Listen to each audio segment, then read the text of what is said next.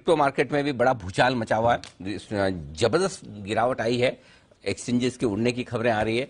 बग्गा साहब, काफी नवयुवक हैं जो हमारे यहाँ क्रिप्टो में इन्वेस्टेड हैं। अब तक तो कॉन्फिडेंस हमेशा रहता था, गिर जाए जितना गिर जाए लेने का ही है, वापस बढ़ जाता है, भरोसा रहता है। इस बार जो 50,000 से गिरते गिरते आया है, अब ये 15-16,000 जो भी है, अब कॉन्फिडेंस पहली बार हिला है लोगों का। तो कैसे देख रहे हैं आप ये पूरे घटनाक्रम को? ये बहुत अनफॉर्चुनेट रहा अनिल जी, क्योंकि इंस्टीट्यूशनल तौर पे इस बार ही हुआ है। पहले आप कह सकते थे कि सेंटिमेंट बिगड़ रहा है, तो पिछले नवंबर में 1 साल पहले लगभग $69,000 पे पीक हुआ था बिटकॉइन। आज के दिन में $16,000 पहुंच गया है। और काफी ऐसे कॉइन्स हैं जो लोगों ने निकाले थे, वो तो जीरो हो गए।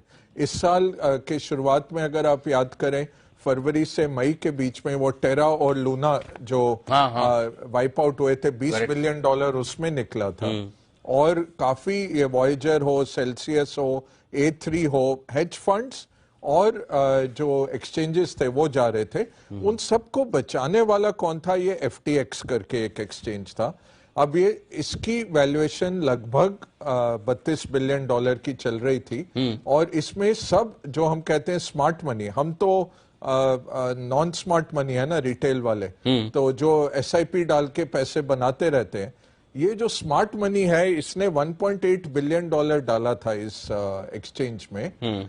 अब पता लगा कि उसकी जो फैमिली ऑफिस थी, जो पहले उसकी ट्रेडिंग कंपनी थी अल्मेडा रिसर्च करके, उसमें $10 बिलियन कस्टमर्स के डाल दिए उन्होंने एक्सचेंज में से निकाल के। अच्छा। अब देखिए, एक्सचेंज में बहुत स्ट्रिक्ट रूल्स रहते हैं। ब्रोकर भी क्लाइंट पूल अकाउंट से, क्लाइंट अकाउंट से नहीं निकाल सकते।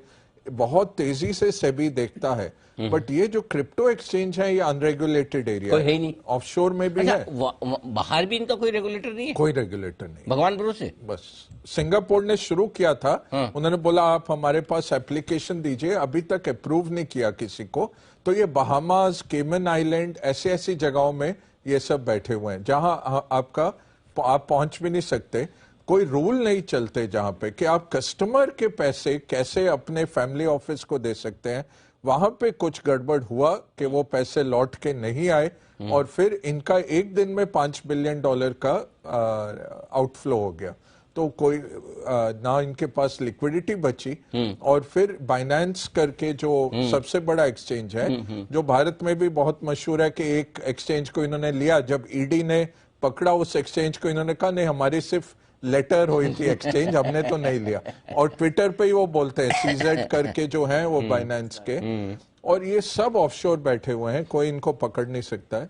तो तबाही काफी हुई है, सेंटिमेंट गया है। अब ये 30 साल के थे, इन्होंने अपना पैसा बनाया हाई फ्रीक्वेंसी ट्रेडिंग में। फिर 2019 में अनिल जी इनको दिखा कि जापान में 50% हाई है, कोरिया में 50% हाई है बिटकॉइन की कीमत बनिस्बत अमेरिका के।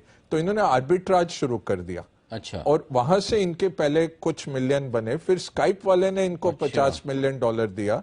वहां से, क्योंकि ये अब आर्बिट्राज खत्म हो गया, वर्ल्ड वाइड होता है, भारत में ज्यादा महंगा मिलता है, वो आर्बिट्राज जरूर चलता है, बट उसको खेलने के लिए बहुत मुश्किल है।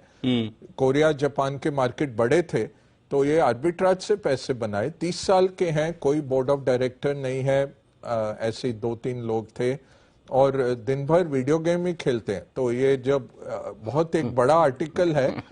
और ये एक और चीज बोलूंगा अनिल जी, 159 पेज की जो इस पर ब्लूमबर्ग बिजनेस वीक है मैगजीन, जो ब्लूमबर्ग निकालता है हर हफ्ते, 159 पेज का क्रिप्टो स्टोरी पे लिखा है। मैट लेवाइन करके बहुत प्रसिद्ध ब्लूमबर्ग के लेखक हैं। 40,000 वर्ड का उन्होंने लिखा है। तो अगर किसी को क्रिप्टो में पढ़ना है, या मैं आपको 10 लाइन की उसकी समरी बता दूंगा अगले हफ्ते, तो हाँ। वो बहुत उन्होंने अच्छी तरह से सिखाया है। तो निष्कर्ष ये है, टेक्नोलॉजी अच्छी है, डिसेंट्रलाइज जो टेक्नोलॉजी है, ब्लॉकचेन की टेक्नोलॉजी है, वो अच्छी है। बट बैंकिंग जो है उसमें रिस्क मैनेजमेंट पहले लेके चलते हैं कि भाई कल के लिए आप बचें तो सही। रिस्क मैनेजमेंट भूल के ये सब लोग वीडियो गेम की तरह दुनिया को देख रहे थे। वो जब छोटा था तो ठीक था, अब इतना बड़ा हो गया। अब $3 ट्रिलियन की क्रिप्टो की मार्केट कैप थी पिछले नवंबर में अनिल जी, आज 650 बिलियन हो गया।